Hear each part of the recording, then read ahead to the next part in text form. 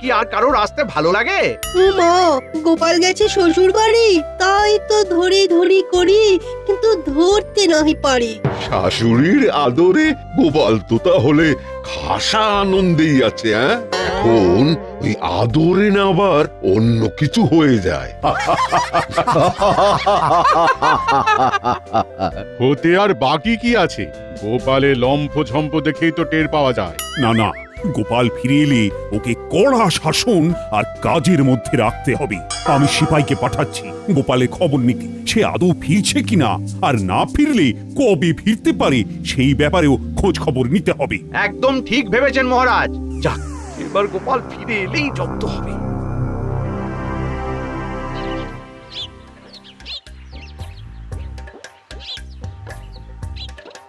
গোপাল দাদা, ও গোপাল দাদা, বাড়ি আছো নাকি? মহারাজ ডেকে পাঠিয়েছেন। কাকে ডাকছো আদর করে? হ্যাঁ? ওই দেখো, সে তো দিব্যি নাক দেখে ঘুমাচ্ছে। তাই তো দেখছি। বেশ, তাহলে মহারাজকে গিয়ে তাই বলি। মহারাজের কানে কথা গেলে যে কি হবে কে জানে।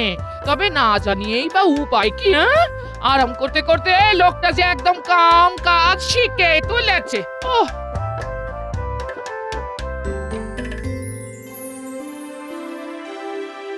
কই, কারুর কোনো কাজেই তো তেমন জুত দেখতে পাচ্ছি না। আচ্ছা, সবার হলোটা কি? সে কি মহারাজ, একবার খতিয়ান নিয়েই দেখুন না, কাজ দেখে মুগ্ধ হয়ে যাবেন একদম। বটে, তা সেনাপতি তুমি শুরু করো দেখি। মহারাজ, সিপাহীরা কিন্তু তৈরি আছে।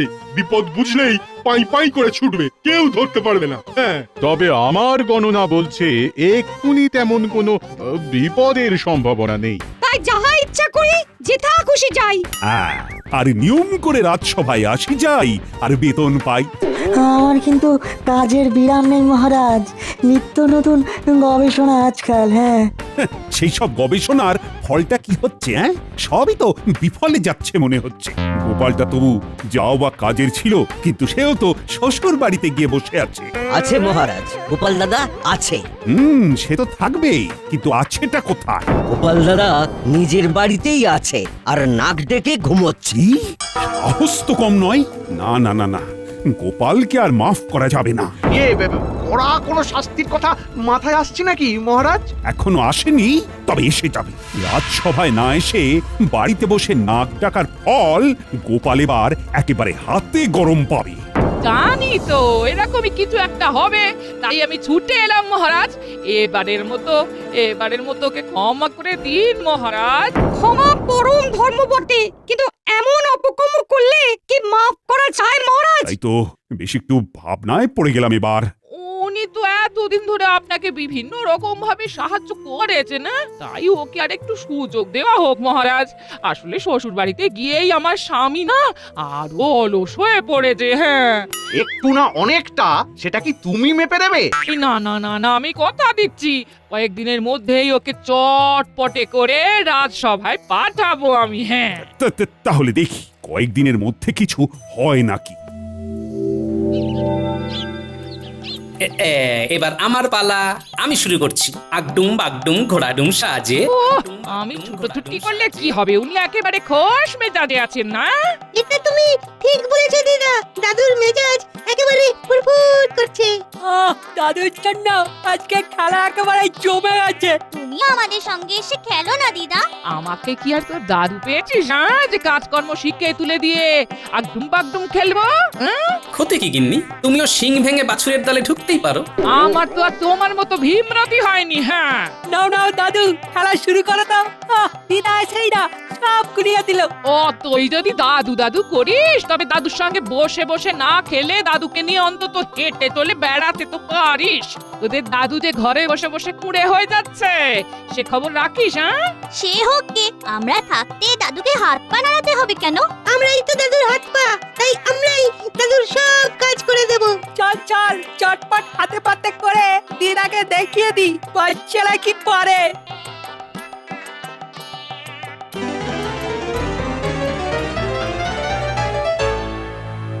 কি গিন্নি, কি বুঝছো?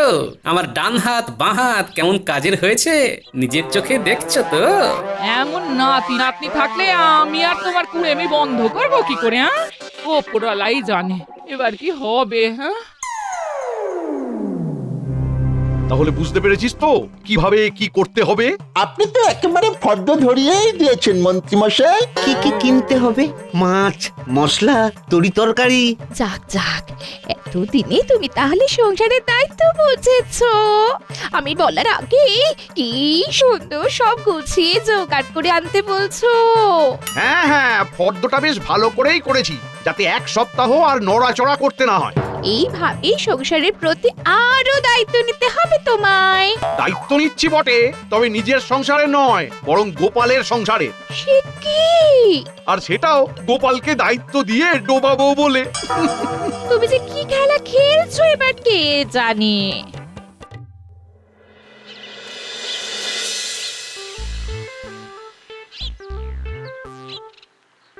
এই না থলে, এ কি গিন্নি, না বলে কয়ে সকাল সকাল হাতে থলি ধরিয়ে দিলে যে? খেলা খেলা করে শুয়ে বসে ভালোই তো সময় কাটাচ্ছ, তবে এবার এটাও বুঝে নাও বাজারে না পরিশ্রম করেই কাটিয়ে দিলাম, এখন কদিন একটু শুয়ে বসে কাটাচ্ছি, সেটা আর তোমার ভালো লাগছে না বুঝি? হ্যাঁ, হচ্ছে না, এমন কুড়েমি করলে আর হাঁড়ি চড়বে না। হ্যাঁ যাই, তবে মূলোটা বেগুনটা যা পাই তাই দিয়ে থলে ভরাই।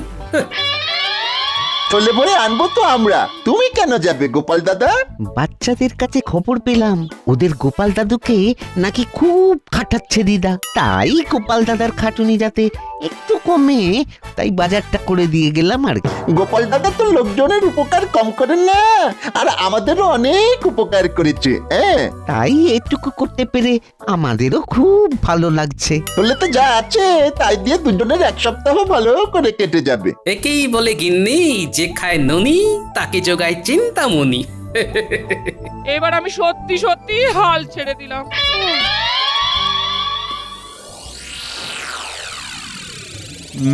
ব্যাপার কি, রাজসভাটা আজও যেন কেমন ফাঁকা ফাঁকা লাগছে। সে তো লাগবেই মহারাজ, গোপাল যে আসেনি আজ। তাই তো, গোপাল তো সভায় আসেনি। না, এটা তো বাড়াবাড়ি। খবর পেয়েছি গোপাল দিনের পর দিন আরো কুঁড়ে হয়ে যাচ্ছে। এখন তো সে বাড়ি থেকে বেরিয়ে বাজার দোকানটা পর্যন্ত করে না। আপনি বলুন মহারাজ, এসব কি হচ্ছে? বলো কি, তাই নাকি?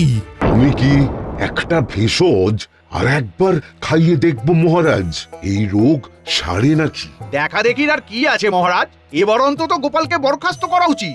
তার আগে আর একবার ভেবে দেখবেন না মহারাজ, আজ না হোক কাল যদি গোপাল আসে। তো তার জন্য কি বরণ ডালা সাজিয়ে বসে থাকবো আমি? তবু মহারাজ নিজে চোখে একবার দেখবেন নাকি, সত্যি মিথ্যে আসলে কি? বেশ তো, তবে ব্যাপারটা কি হচ্ছে সেটা একবার নিজে চোখে দেখি, তারপর না হয় শাস্তি দেব। তেমন হলে বরখাস্তের চিঠি না হয় আমি একেবারে হাতে হাতেই ধরাবো গোপালকে। এবার অন্তত গোপালকে বরখাস্ত করা উচিত।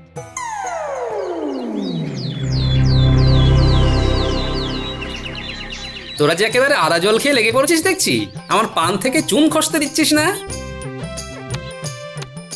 তুমি এখন হাত পা ছড়িয়ে বিশ্রাম নাও দাদু, আমরা তোমাকে ছেড়ে যাচ্ছি না।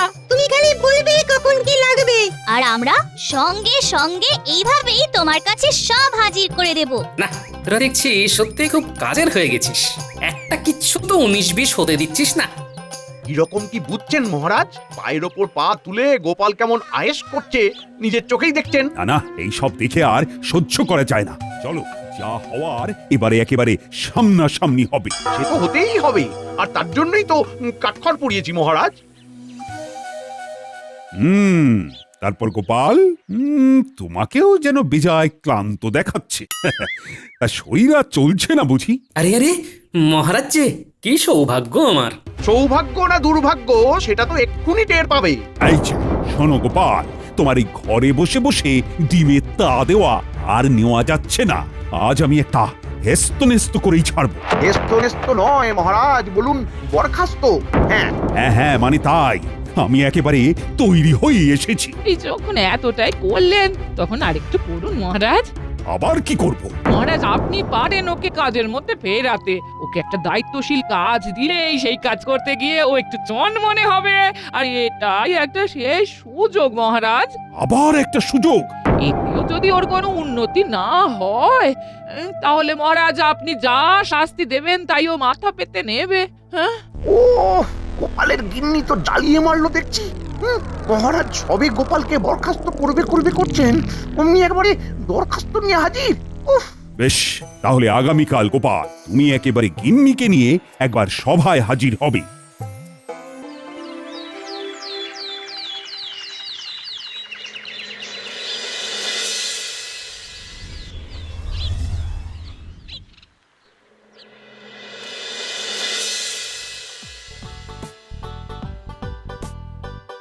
পেন নাম হই মহারাজ।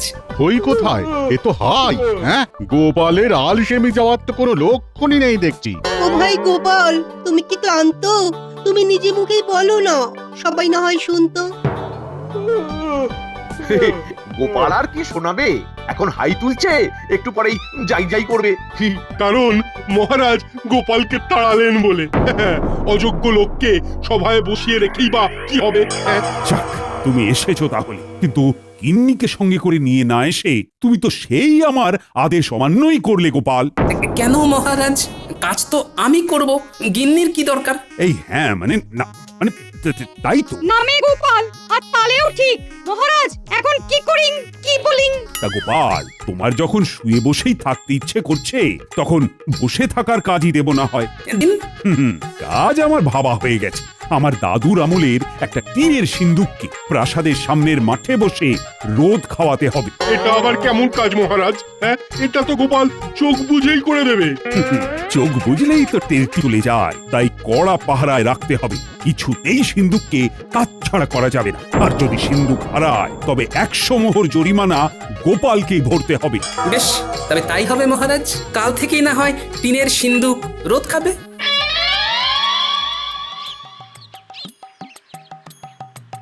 কি আবার জল ঢেলে দিয়ে এলে? হ্যাঁ, কাজ আর এমন কি, ওই টিনের বাক্স রোদ খাওয়াতে হবে আর পাহারা দিতে হবে। দেখে দেখে মহারাজ কাজও একটা দিয়েছেন বটে। হ্যাঁ, সেটা না হয় ঠিক আছে, তবে বাক্স হারিয়ে গেলে 100 মোহর জরিমানা দেওয়ার ব্যাপারটা শুনেই তো নড়ে চড়ে বসতে হচ্ছে। সে আবার কি কথা?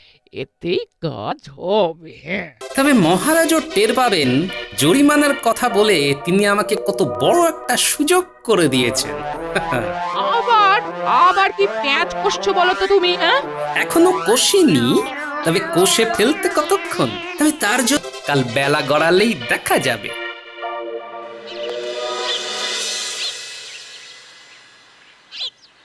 না, রোদের তেজ আস্তে আস্তে বাড়ছে দেখছি। সিন্দুকের সঙ্গে সঙ্গে যে আমিও রোদে সেঁকে যাচ্ছি। ওই তো গোপাল কাজে লেগে পড়েছে দেখছি। ওটার এমন কি কাজ? তবে হ্যাঁ, ওই বসে থাকাটাও যে কত কষ্টের সেটা গোপাল এবার টের পাচ্ছে। গোপালং আলস্যং গচ্ছামি। এবার গোপাল বুঝুক ঠেলা, এটাও মহারাজের একরকম মারি বটে। মহারাজ ভাতে না মেরে হাতে মারছেন, দেখেও শান্তি। বেলা বেশি বাড়ার আগেই খেলা শুরু করে দিতে হবে, কিন্তু বাচ্চাদেরই তো এখনো পাত্তা নেই। আচ্ছা কাছি দাদু, আর সঙ্গে করে সব কিছু একেবারে গুছিয়ে নিয়ে এসেছি। এই যে জল, গামছা, গুড়ের বাতাসা। আরে এসব না হয় হলো, কিন্তু কাজের জিনিসগুলো এনেছিস কি? এনেছি তো, এই তো খড়ির টুকরো, কাগজ, কলম, একদম যেমন বলে দিয়েছিলে। হ্যাঁ হ্যাঁ, এই তো এইবার যেমন বলে দিয়েছিলাম তেমন করে প্রচারের কাজে লেগে পড়। তুমি কিচ্ছু ভেবো না গোপাল দাদু, ওই দিকটা আমরা ঠিক সামলে নেব। তুমি বরং এদিকটা গুছিয়ে নাও। সে আর বলতে, হাতে যখন খড়ি আছে তখন ভারী কাজটা আগে সেরে ফেলি, কিছু করি আর না করি গুছিয়ে লিখে ফেলি। এই তো একেবারে গোটা গোটা হরফে বাক্সের গায়ে এই লিখে দিলাম, রাজবাড়ির এই টিনের বাক্সের দাম 10 মোহর, যে কিনতে চাও বিকেল বেলা মাঠে এসো। ব্যাস, এবার শুধু অপেক্ষা করব আর দেখব কেমন কি সাড়া পড়ে।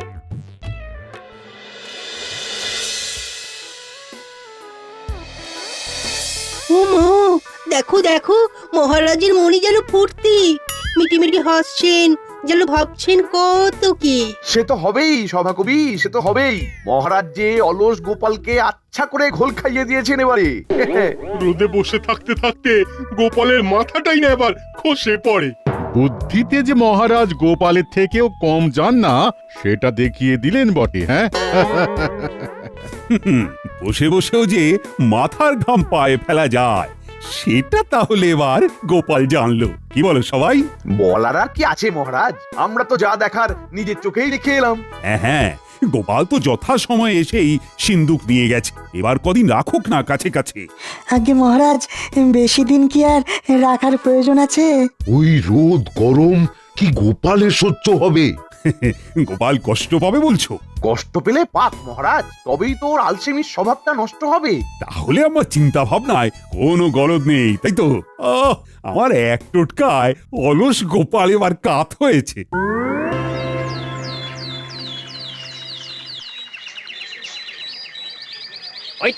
ওই তো টিনের সিন্দুক দেখতে পেয়েছি। ও তাহলে তো দেখছি খবরটা সত্যি। হ্যাঁ, বাচ্চারা তাহলে ভুল খবর দেয়নি। মাত্র 10 মোহরে রাজবাড়ির এমন একটা বাক্স পাওয়া যাচ্ছে।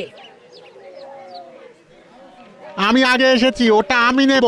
কে আগে আর কে পরে এসেছি সবটাই গোপাল দাদা দেখেছে। গোপাল দাদাই ঠিক করবে কাকে এই টিনের বাক্সটা দেবে। এই শোনো শোনো, আমি নগদ 10 মোহর নিয়ে এসেছি। হাতে হাতে দেবো আর হাতে হাতে নেব। আর আমরা কি মুখ দেখবো? আহা, নিজেদের মধ্যে গুঁতোগুতি করে কি লাভ ভাই? বাক্স তো একটাই, তাই সবাই পাবে কি করে? তাহলে কি উপায়, কে পাবে ওটা? সেই জন্যই তো ভাগ্য পরীক্ষার ব্যবস্থা করছি আমি।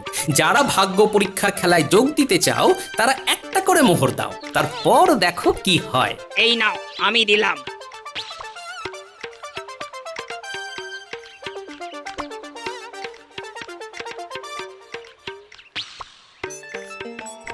আমিও দিচ্ছি, আমার নামটা লিখে নাও। এই তো লিখে নিচ্ছি। একে একে দাও, একে একে। হ্যাঁ, কারোর নামই বাদ যাবে না। এবার মনে হচ্ছে সবার নামই লিখে ফেলেছি। নয় নয় করে 5 হলো মনে হচ্ছে। এবার তাহলে না হয় টিনের সিন্দুকে রাখা নাম থেকে ভাগ্যবান মালিকের নামটা তুলি। এই তো, এই যে গোটা গোটা করে লেখা আছে বটকৃষ্ণ বটব্যাল। এই যে আমি গো গোপাল দাদা, দাও দাও টিনের সিন্দুকখানা দাও দেখি আমায়। সে তো দেবই, তার আগে বাকি 9টা মোহর যে দিতে হবে আমায়। এই যে দিচ্ছি। তাহলে আমাদের একটা করে মোহর ফেরত দিয়ে দাও এবার গোপাল দাদা। তা কি করে হয়? ভাগ্যের খেলা খেলতে গেলে ওরকম 1-8টা মোহর যে গচ্চা দিতেই হয় ভাই। যাই,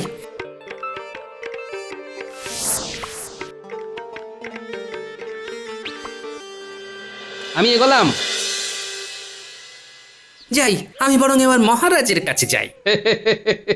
কাদুকা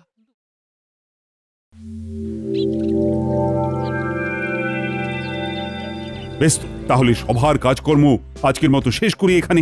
আগে হ্যাঁ মহারাজ, শুভ কাজে আর দেরি করে লাভ কি? কিন্তু আমার যে একটা খবর দেওয়ার ছিল মহারাজ। হ্যাঁ, এই অবেলায় খবর? আচ্ছা, টিনের সিন্দুক ঠিকঠাক রোদ পেল কিনা সেটাই বলবে বুঝি। পাক আর না পাক, কালকে আবার রোদে দিতে হবে। আর এরকম এখন বেশ কদিন চলবে, তাই তো মহারাজ? হ্যাঁ, কিন্তু সিন্দুক তো নেই মহারাজ। নেই মানে? নেই মানে নেই, তবে তার জন্য এই যে 100 মোহর জরিমানা, সেটা একেবারে গুনে গুনে নিয়ে এসেছি মহারাজ। দেখলেন তো মহারাজ, হ্যাঁ গোপাল যে কোনো কমের নয় সেটা আরো একবার প্রমাণও হলো। তবে মহারাজ, ওই সিন্দুকটা হারিয়ে যেতে শুধু যে আপনার হলো তাই নয়, আমারও নেহাত কম হলো না। তার মানে সিন্দুক একজন ভাগ্যবানের হাতে তুলে দিতে 500 জনের কাছ থেকে একটা করে মোহর নিয়ে ভাগ্য পরীক্ষার খেলা খেলেছি। তাই যা হয়েছে আমার জন্যই হয়েছে। জরিমানার অর্থ দেওয়ার পরেও বাকি 400টার মতো মোহর আমার আয় হয়েছে মহারাজ। কি উর্বর বুদ্ধি! এই না হলে গোপালের বুদ্ধি ঠিক সময় কাজে লাগিয়েছে। সত্যি, এই না হলে গোপাল, এটাই তো গোপালের কাজের মতো কাজ। শরীরে অলস হলে কি হবে? গোপাল দেখিয়ে দিয়েছে মাথাতে তার আগের মতোই ধার আছে। হ্যাঁ, গোপাল তাহলে এবারেও ফাঁক তালে কাজ গুছিয়ে নিয়েছে। তবে মহারাজ, আপনি নিশ্চিন্ত থাকুন, এবার থেকে আমি নিয়ম করেই সভায় আসব। আমার জন্য গিন্নিকে অনেক অনুনয় বিনয় করতে হয়েছে, সেটা কি আর ভালো লাগে? যাক, তাহলে তোমার শুভ বুদ্ধির উদয় হয়েছে। নিজের বুদ্ধির পরিচয়ের সঙ্গে সঙ্গে গিন্নির মান মর্যাদা রক্ষার দায়িত্ব যে আমার মহারাজ। এটাই তো কথার মতো কথা গোপাল, এই জন্যই তো বলি তোমার তুলনা হয় না।